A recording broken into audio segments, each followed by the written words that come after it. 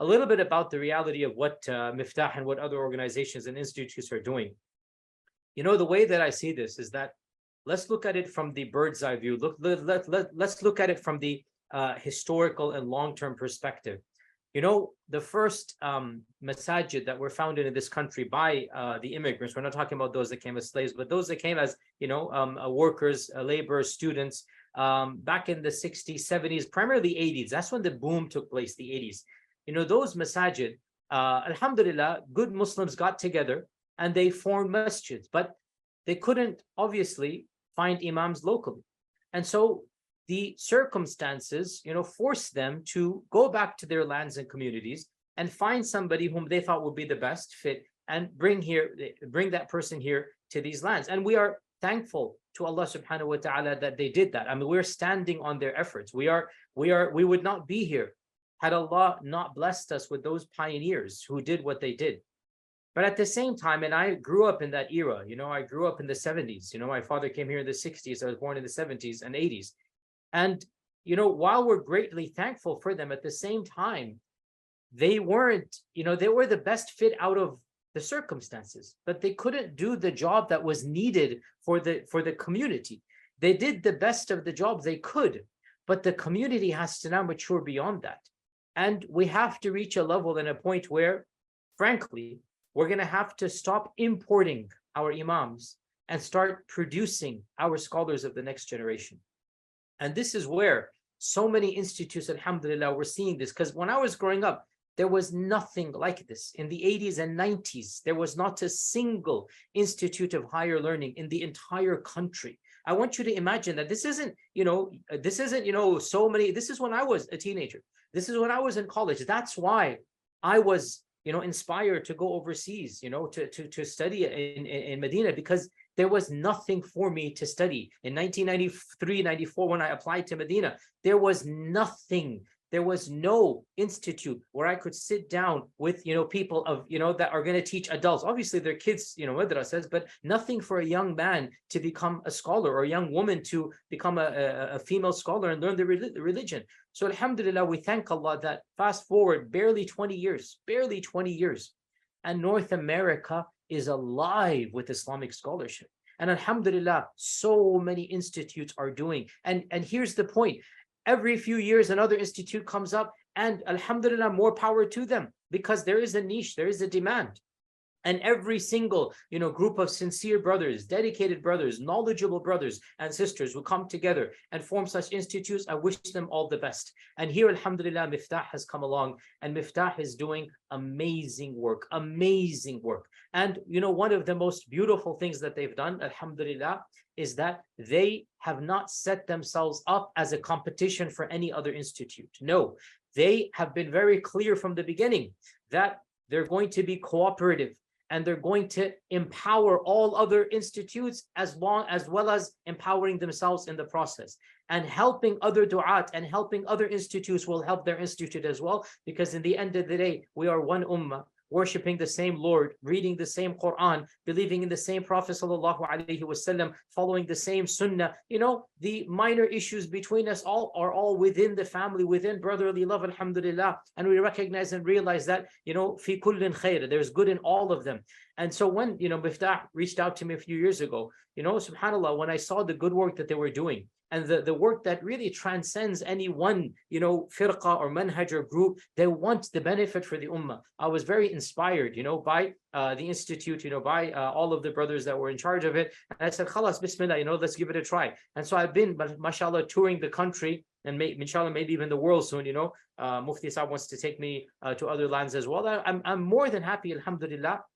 And alhamdulillah, I've seen nothing but good, from them. I've visited the campus. I've seen the students interacted with them. Mashallah, one of the most amazing, campuses in the entire country. And on that campus, they have hundreds of students, some of them part-time, some of them full-time on different programs. You have the madrasa level, the hifz level, you have the alimiyya program, multiple levels going on all simultaneously. And alhamdulillah, it bodes well for the future of the ummah when you have, such institutes and such brothers in charge, alhamdulillah. And so from my side, given the fact that not only is this the month of Ramadan, and not only must we be thinking about where we're going to be helping and what we're going to be doing, I believe that supporting such institutes like Miftah, it is a type of fard kifaya on all of us. It is something that if we want to see Islam gain roots in America, establish the tree of ilm in America, if we want to see Islamic scholarship thrive in this region and land, we must come together, band together,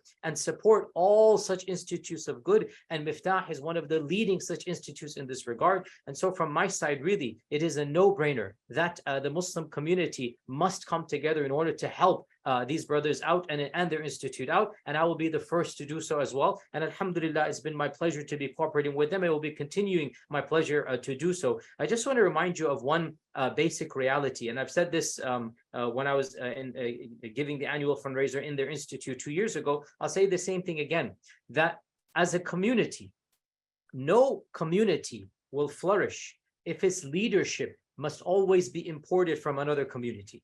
This is a rule, regardless of the civilization, regardless of the faith, regardless of, if your leadership is always coming from without of you, if those whom you look up to must be brought in from outside, eventually that community will collapse until it produces its own leaders.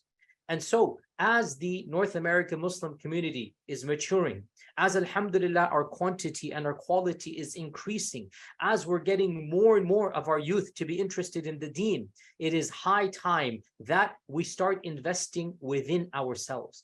But not just financial investment. I'm talking about investment of the mind. I'm talking about investment of time. I'm talking about investment of potential, investment of our talents and resources. Look amongst yourselves. Who is the best and brightest amongst you that wants to go into Islamic studies, that wants to become the future imams, the future clerics, the future movers and shakers and thinkers, and encourage them, not just financially, but by word of mouth. And I'm giving another appeal as well, that those of you who are parents that are watching this, please, for the love of God, for the love of your religion, instill in them values that encourage them. If you have 3, 4, 5 kids, encourage one of them to go the path of Islamic studies.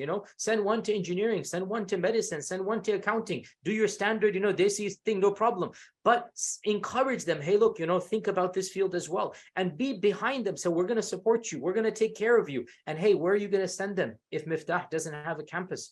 Sending overseas has a lot of pros and cons. And I have been there. I know, I've given lectures about this. There's a lot of pros, but there are a lot of cons as well. And frankly, I'd much rather we have an institute here in North America. I'd feel much safer sending my sons, and yes, daughters, because that's another point here, that you can't send your daughters overseas. There's no institute like that. But here in America, if we have institutes that are doing tahfidh, that are training, alimat as well, we need female scholars, we need female faqihat to teach, the next generation. So here we have, alhamdulillah, an amazing institute. Miftaah Institute is doing that which hardly any other institute is doing. And so I strongly encourage you all in this month of Ramadan, this blessed month of Ramadan, to do what you can to help our brothers out at Miftah. And inshallah ta'ala, whatever you give, realize it's not just sadaqah fi sabilillah. This is an investment for the protection of Islam for the next generations to come. You are building a wall and a fortress to help protect the family of Islam. This is what you are doing when you invest in institutes that are training ulama and producing du'at and making huffaz. You are preserving the integrity of the deen. And so from my side, may Allah subhanahu wa ta'ala bless all of you all to do more. May Allah subhanahu wa ta'ala bless, Mufti Saab and all of the brethren and the family. SubhanAllah, your father and your mother have really done so much to help you to get to this stage where you are. So may all of this also be sadaqah jariyah, for them. And from my side, whatever I can do, I'm here for you. And inshallah, I look forward to, the next tour that we're going to do, inshallah, and inshallah, taking it overseas, I think this year as well. So I look forward to that as well. Jazakumullah khair, Mufti Saab, inshallah, hand it back to you, inshallah.